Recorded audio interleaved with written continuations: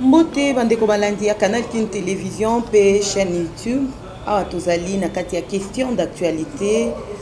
Toujours na souci ya ko nourrir bino na ba information basangolo lenge kani mboka ezali kotambola na mokolo na lelo to yambi pona bino mwana mboka abengami boye na kombo ya Flori Mapamboli azali boye président ya Force Grise. Bonjour mwana mboka Flori. Bonjour maman Constance. Sango boni. Toza malam nzamba zosinga. Ok, tolingi toyeba lelo memeli biso basango nini ozali président ya Force Grise. Toyebite Force Grise ezali parti politique ya sike botami Force Grise ezali nini. Mais kana ko éclaircir biso po bandeko balandi ya question d'actualité hein bakota na kati ya bien quoi. Merci Liboso pour l'invitation au personnel na émission la Bino. Force Grise ezali lisanga ya baye IDPS oyo tobengi ba professionnel ezali ba professionnel ya IDPS oyo basalaka na ba entreprise tant publique et privé to pe baza ba entrepreneur bango nde bazo constituer Force Grise mais bango nyonso bazali naino ba membre ya IDPS wana eza condition ya liboso mpona kozala membre ya Force Grise wana ezali présentation ya mouvement la biso. Donc tozali parti politique de tozali association to benga ngo biso moto linga ko benga ngo mouvement tozali association ya ba membre ya IDPS oyo baza ba professionnel donc basala na public tout comme la privé to basala ka musala pona bango moko yango wana de Force Grise. Donc Force Grise na union sacrée za pe bilo mibale te Force Grise eza union sacrée te union sacrée ezali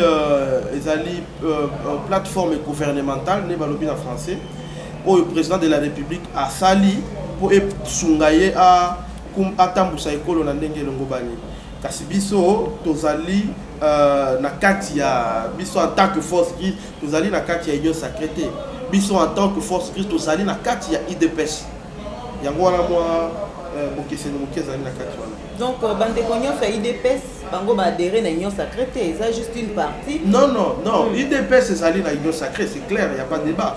Si ko biso lokola toza batu ya IDPS donc automatiquement pe toza na kati ya union sacrée. Ça c'est automatique mais là on a linga ina loba liboso ezako Force Grise comme mouvement azali affilié directement na union sacrée.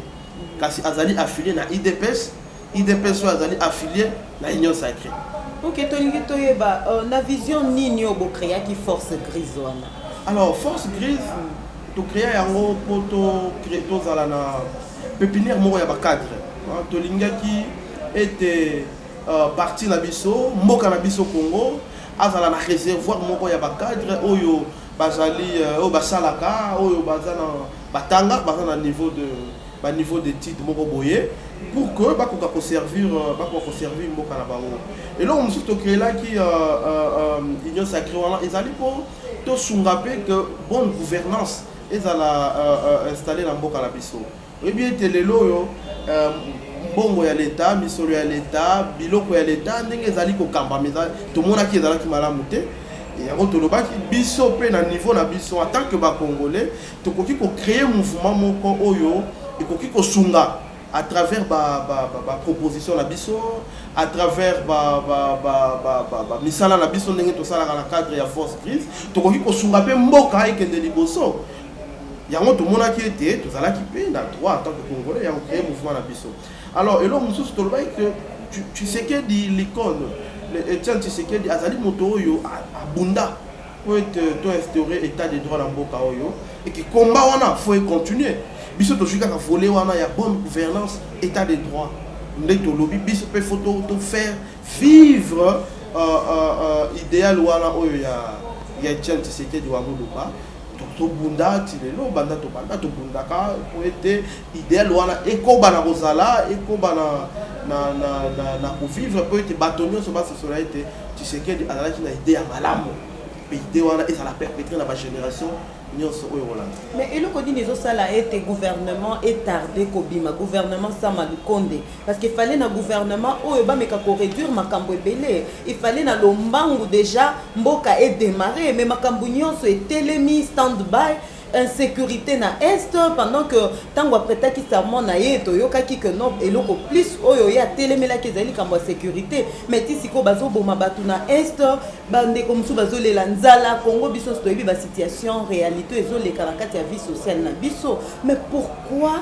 tisiko gouvernement ezo bima kakate eloko nini ezo bloqué maman Constance omoni biso pe tozo linga ete gouvernement ebima noki gouvernement fait du manoki mais il y a un de sali été donc ne mbango oh te bengi la précipitation donc la précipitation je crois que premier ministre ensemble na président de la République bazali ko sala ba choix ya bien parce que ba tout nyonso ba groupe nyonso ba parti politique ba regroupement politique où ils ont fait partie à union sacrée ba tinda ki ba Congo.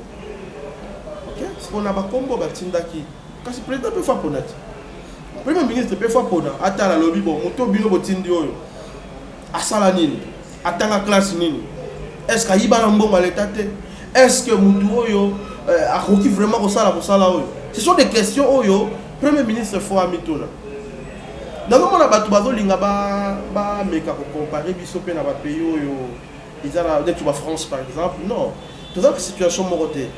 Ce qui est en France, au moment où le président de la République a la latitude, à Makoki, il a nommé Premier ministre Lelo, Kouchaba ministre Lobby. Pourquoi? Parce qu'il a le plein pouvoir. C'est-à-dire que parti naïe, République en marche, et ça qu'on domine au niveau du Parlement. Donc, le ministre y a pour la banque de Nengalingi. Mais bien sûr, on a Congo, il a bongoté, tout ça, l'union sacrée. C'est-à-dire que tout sangani, ba parti, ba mouvement, belé. Pour bibisa gouvernement. Si koyo, batunyo se peut passer la poste comme un ministre.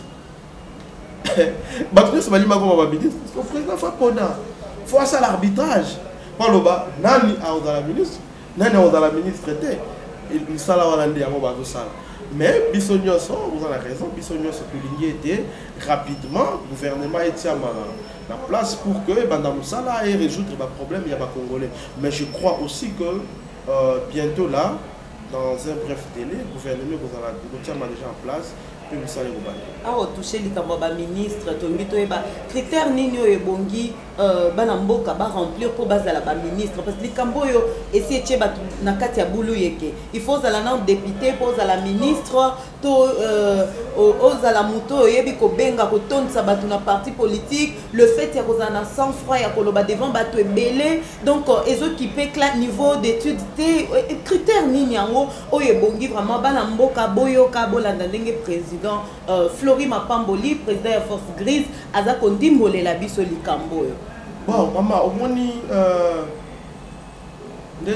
toujours, tout est urgent. Je n'ai pas tout est urgent et là qui c'est que et ça ma cambo il faut tout résoudre. Il faut tout pesa biano, na lingala ya bien. Ma cambo il faut tout pesa biano na minute et ça belé puis dans le domaine nyonso. Pardon, faut continuer. Ebélé, on a balobi, on ne suit pas des livres à la fois. Ce qui est comme Ebélé, on risque de rester stand-by et l'autre côté, dès lors, on est là le besoin que ma camboza tellement Ebélé que c'est urgent à tel point que fondé tout le kabatu oyo, baza capable de résoudre les problèmes voilà psychoyo. Donc, tu quitter les loyaux, tout ça, le ministre Oyo Baroya abandonné pour apprendre la fonction. Surtout, j'ai déjà à Yebi, dans la quota, et là on est une femme dans ça. Dans la quota, bandi Moussala. Donc, biso to lobby était, le critère est simple. Il faut que Oyo, la moyébité, Mouto intègre, à Yibambon à l'état, à la cité n'a pas corruption. Tu es bien dans le détournement des deniers publics, à ça Moutoyo, azali irréprochable dans le Pandiwana. What est le critère à Diboso? Critère à mi balé, et ça peut Moutoyo, azali capable. Moutoyo, azala makoki, au Moutou et au sala. Moutoyo en paix, il faut à remplir ma condition. Il y a Misatu, Tolobi, Fobolingo Yamboka. Bateau Basala guerre, Yamboka, des anciens chefs de guerre, pour nga balinga ngamboko te wana eza point de vue nga balinga ngamboko te et puis pour nga bakoza la ministre te bakoza la ministre te bato ba boma ba congolais à travers ba action na bango ya ba guerre basala ba makambu ya mabe ebele na mboko yo bakoko ba ministre te parce que déjà na kati na bango bolingo ya mboka eza te et puis loko ya suka zali muto yo ça l'expérience Mutoyo, expérience est likolobate que Mutoyo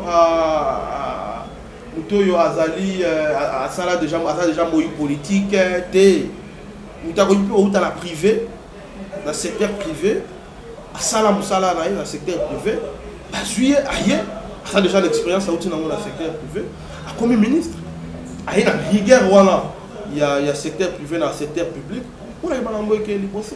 Pour la biso ba critère voilà il faut la respecter na mutu nyonso alingi a critère miné faut la respecter na mutu nyonso alingi comme ministre na mboka na biso na gouvernement oya ya sama lokolo po ni na utu kolo ba bandeli akamboza ebele donc te ba banda ko apprendre ba banda ko yekola musalo faut basala na fonction te to ni mo te c'est plutôt aye mais bino lokola ba jeune ya force grise yo moko zali président na bango na ebité recommandation na bino zali nini vis-à-vis na premier ministre Sama Lukonde na gouvernement esiko ekobima recommandation na biso zali ya liboso fo nan abunda makasi dans la kota na pouvoir pour résoudre le problème ya insécurité na est ya mboka puis na ba partie mususu ya mboka na biso insécurité oyo moyebi vie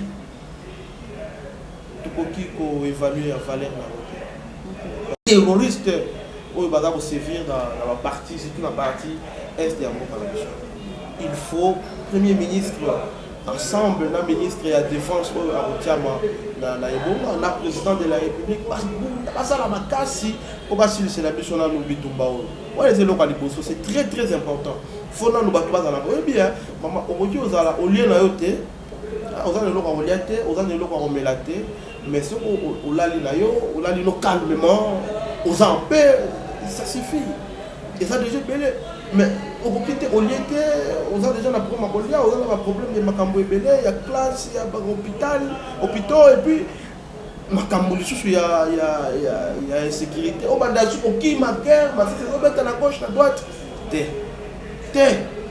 faut aussi les salons makambo ya insécurité wala mbango ya bibale faut résoudre ba problème ya ba besoins fondamentaux ya population par là dans un monde problème ya mai faut qu'on résoudre rapidement problème ya courant faut que ça la résoudre rapidement problème ya transport na félicité mokonzi mboka mpona ba bis oyo asombeli bana ya ekolo Congo ezali kosunga ba bis transport et ebele mosusu nayebi ke ekosombama lisusu mokolo eza ekomi ebele bato nyonso basepeli ça je félicite le chef de l'état pour ça mais sikoyo faut totala ndenge nini tokoki kobongisa banzela faut sala banzela parce que omoni neti bato baza na ba province nga nayebi nazala deja na mboka ya baboti na ngai namona lolenge nini biloko ezali kopola na bagrenier ya bamama na biso na mboka non pas parce que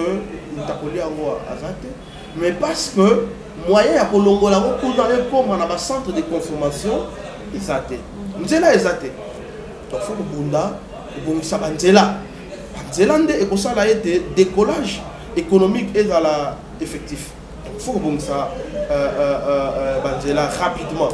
Alors, et là, comme il y a millions d'hôpitaux, il faut que ça hôpitaux. Il faut que tu aies un centre de santé, un hôpitaux de référence, une grande agglomération, un territoire, à niveau il y a intérieur, il y a un boka il faut que ça aille en haut. Les alliés, ils ont quand même Babylone, ils ont urgent. Il faut que tu aies na gouvernement mobimba batia mayele na makambo wana pour que ba Congolais se sentir quand même à l'aise. Il faut qu'on stabilise le prix des biens de première nécessité pour être nous soit dans la possibilité de sommer le roi nous soit capable avec peu de moyens il y a pour joindre il y a pour lire payer pour vivre malade les alliés gouvernement il faut ça là, rapidement. Vous savez, le peuple ne demande pas aujourd'hui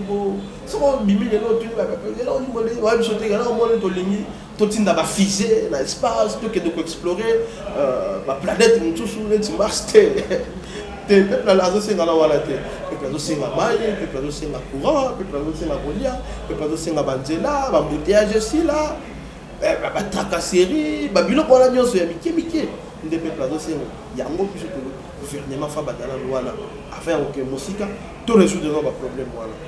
Ok, l'Ikambouitali va élection en 2023. Président Félix Antoine Tshisekedi à côté les mains en face il y a peuple congolais pour nous présenter bilan naé il y a premier mandat naé. Tout ça déjà na troisième année en goyo ba défi ezana nous ébélé oyo na koki ko affronter en côté. Ba promesse après ça qui peuple congolais et l'équipe tellement ébélé. Bon, est-ce que vous assure Tito comme en 2023 à honorer parole naé parce que congolais c'est la mona kaka. Président Lobaki a aussi Senzala. Président Lobaki a aussi la boye. Sécurité kokota na mboka. Boye na boye. Tisiko ça fait 3 ans. Azo kokana nous affronter ba défi wanate. Na 2023 s'il arrivait que Assilisi en ôté. On assure que président Félix Antoine Tshisekedi a voté vraiment. Que président Hazard, merci maman Constance. On a vu président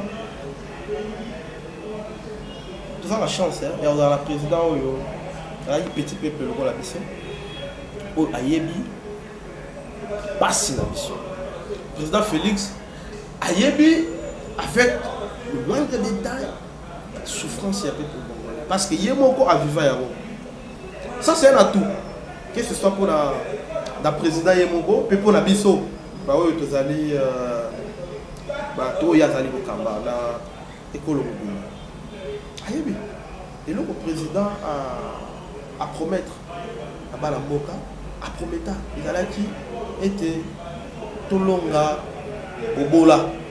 Il y a un discours à président, il y a un projet de société au président vaincre la pauvreté.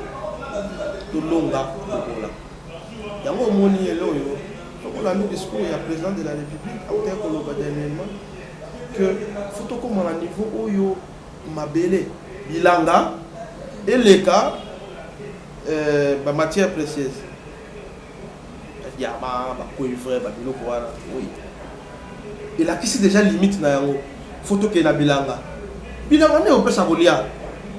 Photo ça bilanga. Tout ça na babélé. Nous avons des terres arables. Dieu a béni ces pays. Dieu a béni ces pays. Donc, il faut tout compte à la bilanga. Il faut l'État donner un peu sa impulsion pour que tout ça l'agriculture, tu peux ça. Tu l'as pas sango, tu l'as biloko nyonso yo, ba tu ba tu connais quoi tu peux place dans la bière. Président a conscient nango. Et puis d'ici là, dans bandela, dans jour na makambo les katé tout le local c'est déjà moi les gens la sima la biso. Autre temps la minute ezali, musala au photo sala. Yo zela kaka.